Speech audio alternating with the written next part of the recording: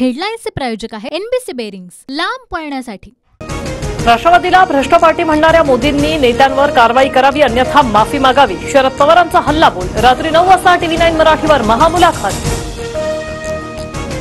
मोदी शाह सत्तेत असेपर्यंत भाजपसोबत गेलेले परत येणार नाहीत। सत्तेत गेलेल्यांना यंत्रणेची भीती।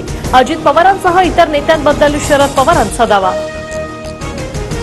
बारामती जिंकून आणा असा भाजपचाच अजित पवारांना आदेश असल्याची माहिती। TV9 मराठीच्या मुलाखतीत शरद पवारांचं मोठं विधान।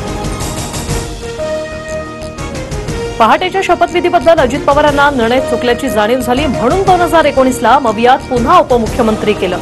शरद पवारांचं स्पष्टीकरण। काँग्रेसच्या वर्षा गायकवाडांना उत्तर मध्य मुंबईतून लोकसभेचं तिकीट। वर्षा गायकवाड यांच्या विरोधात महायुती आता कोणता उमेदवार रिंगणात उतरवणार याकडे लक्ष।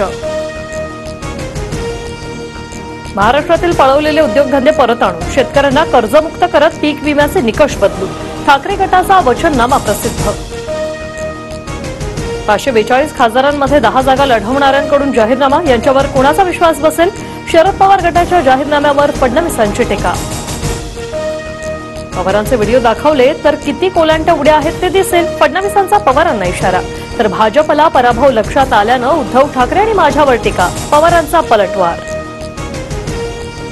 मोदीजी अनेक मंदिरात गेले, मात्र तुळजाभवानी मंदिरात का गेले नाही? अयोध्येत न गेल्याच्या मोदींनी केलेल्या टीकेवर उद्धव ठाकरे यांचा पलटवार। शिरूरमधून लढण्यासाठी शिंदेंनी ऑफर दिलेली, कोल्हेंच्या दाव्याला भुजबळांकडून दुजोरा, तर कोल्हेंनी केलेला दावा धादांत खोटा असल्याची अजित पवारांची प्रतिक्रिया। भाजपचे राहुल कुल राष्ट्रवादी सोबत आल्यास मंत्रिमंडळात घेऊ, हा माझा शब्द आहे। उपमुख्यमंत्री अजितदादांची भाजप आमदार राहुल कुल यांना ऑफर। मुंबईत दक्षिण मध्यचे महायुतीचे उमेदवार राहुल शेवाळेंच्या प्रचारार्थ मनसे मैदानात। दादरच्या रुपारेल महाविद्यालयातून प्रचार रॅली।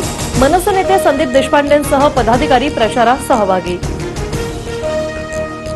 मुख्यमंत्री एकनाथ शिंदे विनोद पाटलांच्या घरी। विनोद पाटलांनी छत्रपती संभाजीनगरातून माघार घेतल्यानंतर शिंदेंनी भेट घेतली। कोणतीही राजकीय चर्चा न झाल्याची विनोद पाटलांची माहिती।